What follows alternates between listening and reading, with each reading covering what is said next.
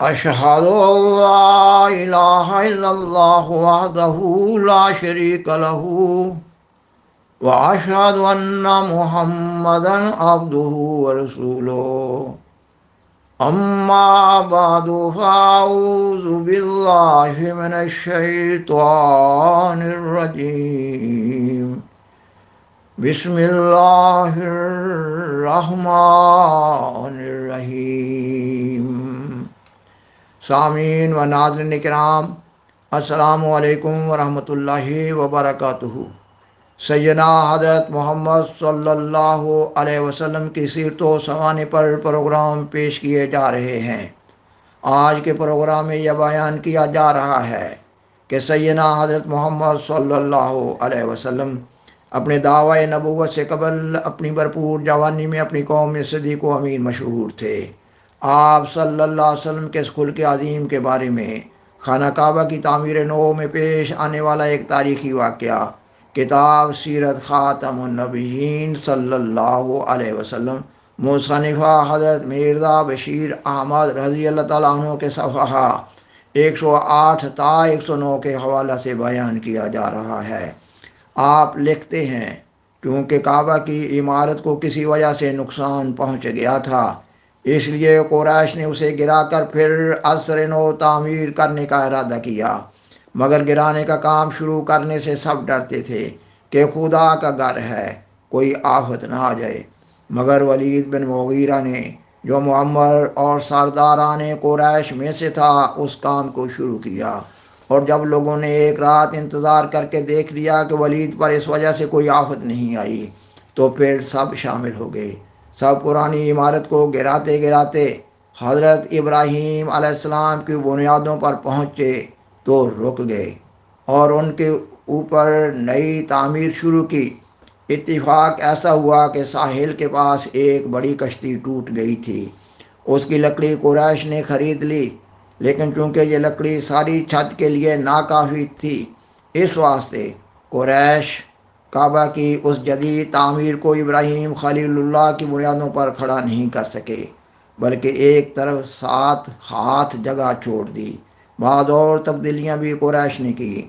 جب قریش کعبہ کی تعمیر کرتے ہوئے حجر اسود کی جگہ پر پہنچے تو قبائل قریش کے اندر اس بات پر سخت جھگڑا ہوا کہ کون قبیلہ اسے اس کی جگہ پر رکھے۔ ہر قبیلہ اس عزت کو اپنے لیے چاہتا تھا، حتیٰ کہ لوگ آپس میں لڑنے مرنے کو تیار ہو گئے، اور بعض نے تو زمانہ جاہلیت کے دستور کے موافق خون سے بھرے ہوئے پیالے میں انگلیاں ڈبو کر قسمیں کھائیں کہ لڑ کر مر جائیں گے، مگر اس عزت کو اپنے قبیلہ سے باہر نہ جانے دیں گے۔ اس جھگڑے کی وجہ سے تعمیر کا کام کئی دن تک بند رہا۔ آخر ابو امیہ بن مغیرہ نے تجویز پیش کی کہ جو شخص سب سے پہلے حرم کے اندر آتا دکھائی دے، وہ اس بات میں حکم ہو کر فیصلہ کرے کہ اس موقع پر کیا کرنا چاہیے۔ اللہ کی قدرت! لوگوں کی آنکھیں جو اٹھیں تو کیا دیکھتے ہیں کہ محمد صلی اللہ علیہ وسلم تشریف لا رہے ہیں۔ آپ صلی اللہ علیہ وسلم کو دیکھ کر سب پکار اٹھے، امین امین، اور سب نے با اتفاق کہا کہ ہم اس کے فیصلہ پر راضی ہیں۔ جب آپ صلی اللہ علیہ وسلم قریب آئے تو انہوں نے آپ سے حقیقت امر بیان کی اور فیصلہ چاہا۔ آپ صلی اللہ علیہ وسلم نے اللہ تعالیٰ کی نصرت سے ایسا فیصلہ فرمایا کہ سب سرداران قریش دنگ رہ گئے اور آفرین پکار اٹھے۔ آپ صلی اللہ علیہ وسلم نے اپنی چادر لی اور اس پر حجر اسود کو رکھ دیا، اور تمام قبائل قریش کے رؤساء کو اس چادر کے کونے پکڑوا دیے اور چادر اٹھانے کا حکم دیا۔ چنانچہ سب نے مل کر چادر کو اٹھایا اور کسی کو بھی شکایت نہ رہی۔ یہ اللہ تعالیٰ کی طرف سے تصویری زبان میں اس بات کی طرف اشارہ تھا کہ عرب کے مختلف قبائل جو اب برسر پیکار ہیں، وہ اس پاک وجود کے ذریعہ سے ایک مرکز پر جمع ہو جائیں گے۔ جب حجر اسود کی اصلی جگہ محاذ میں چادر پہنچی تو آپ صلی اللہ علیہ وسلم نے اپنے دستے مبارک سے اسے چادر پر سے اٹھا کر اس کی جگہ پر رکھ دیا۔ یہ جیسا کہ پہلے کہا گیا تھا، تصویری زبان میں اس بات کی طرف اشارہ تھا کہ عن قریب نبوت کی عمارت کے کونے کا پتھر آپ صلی اللہ علیہ وسلم کے وجود سے اپنی جگہ پر قائم ہوگا۔ سامعین و ناظرین کرام، مذکورہ والا واقعہ آپ صلی اللہ علیہ وسلم کی بھرپور جوانی کا واقعہ ہے، جبکہ آپ صلی اللہ علیہ وسلم کی قوم نے اس وقت تک آپ صلی اللہ علیہ وسلم کو دنیا کے مختلف معاملات میں سے گزرتے ہوئے دیکھا اور آپ صلی اللہ علیہ وسلم کو امین اور صدیق ہونے کا خطاب دیا۔ خاکسار بیان کرتا ہے کہ دنیا میں آپ صلی اللہ علیہ وسلم ہی ایک ایسے وجود بزرگ و برتر گزرے ہیں کہ آپ صلی اللہ علیہ وسلم کی ساری قوم نے یک زبان ہو کر آپ صلی اللہ علیہ وسلم کو امین اور صدیق ہونے کا خطاب دیا۔ کسی ایک فرد کی رائے بھی اپنی قوم کی اجتماعی رائے سے مختلف نہ تھی۔ اس کا مطلب یہ بنا کہ آپ صلی اللہ علیہ وسلم اپنے دعوی نبوت سے قبل بھی اپنی بھرپور جوانی میں امین اور صدیق ہونے کے خلق عظیم پر قائم تھے۔ بیان کیا جاتا ہے کہ تمام اخلاق حسنہ کا سرچشمہ خلق امین اور صدیق ہونا ہے۔ آپ صلی اللہ علیہ وسلم تمام انبیاء علیہ السلام کے اخلاق حسنہ کے خاتم تھے۔ گویا کہ آپ صلی اللہ علیہ وسلم کمال درجہ پر اور عصر رنگ میں جامع اخلاق تھے۔ اس لیے آپ صلی اللہ علیہ وسلم کو تمام صداقتوں کی جامع شریعت دی گئی۔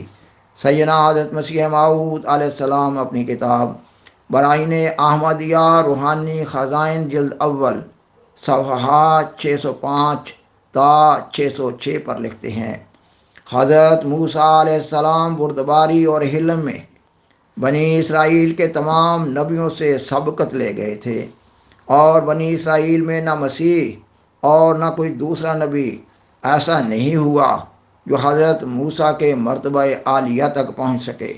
توریت سے ثابت ہے جو حضرت موسیٰ رفق اور حلم اور اخلاق فاضلہ میں سب اسرائیلی نبیوں سے بہتر اور فائق تر تھے، جیسا کہ گنتی باب 12 آیت 7 توریت میں لکھا ہے کہ موسیٰ سارے لوگوں سے جو روئے زمین پر تھے زیادہ بردبار تھا۔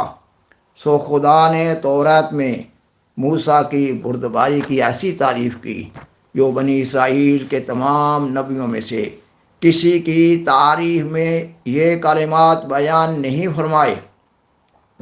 ہاں، جو اخلاق فاضلہ حضرت خاتم الانبیاء صلی اللہ علیہ وسلم کا قرآن شریف میں ذکر ہے، وہ حضرت موسیٰ سے 1000 درجہ بڑھ کر ہے، کیونکہ اللہ تعالیٰ نے فرما دیا ہے کہ حضرت خاتم الانبیاء صلی اللہ علیہ وسلم تمام ان اخلاق فاضلہ کا جامع ہے جو نبیوں میں متفرق طور پر پائے جاتے تھے، اور نیز حضرت صلی اللہ علیہ وسلم کے حق میں فرمایا ہے، اِنَّکَ لَعَلیٰ خُلُقٍ عَظِیمٍ، تو خلق عظیم پر ہے۔ اور عظیم کے لفظ کے ساتھ جس چیز کی تعریف کی جائے وہ عرب کے محاورہ میں اس چیز کے انتہائی کمال کی طرف اشارہ ہوتا ہے۔ مثلا اگر یہ کہا جائے کہ یہ درخت عظیم ہے تو اس سے یہ مطلب ہوگا کہ جہاں تک درختوں کے لیے طول و عرض اور تناوری ممکن ہے وہ سب اس درخت میں حاصل ہے۔ ایسا ہی اس آیت کا مفہوم یہ ہے کہ جہاں تک اخلاق فاضلہ و شمائل حسنہ نفس انسانی کو حاصل ہو سکتے ہیں، وہ تمام اخلاق کاملہ تامہ نفس محمدی میں موجود ہیں۔